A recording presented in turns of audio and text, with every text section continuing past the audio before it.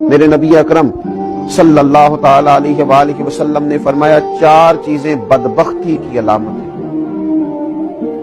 ایک تو فرمایا کہ آنکھوں کا خشک ہو جانا، کبھی بھی اللہ کے خوف سے ان میں آنسوؤں کا نہ آنا بدبختی کی علامت ہے۔ دوسرا، رسول اللہ صلی اللہ تعالی علیہ وسلم نے فرمایا دل کا سخت ہو جانا یہ بدبختی کی علامت ہے، کہ تیرے دل میں کسی کے لیے درد نہ ہو، تیرا دل کسی کے لیے نرم نہ ہو، تیری طبیعت میں کبھی کسی بندے کے لیے ہمدردی پیدا نہ ہو، یہ بدبختی کی علامت ہے۔ اور تیسرے نمبر پر نبی پاک صلی اللہ تعالی علیہ وسلم نے فرمایا دنیا کی ہرس میں لگ جانا، لالچ پیدا کر لینا، ہوس پیدا کر لینا، میں کیسے کو زیادہ سے زیادہ مال اکٹھا کر سکتا ہوں، یہ بدبختی کی علامت ہے۔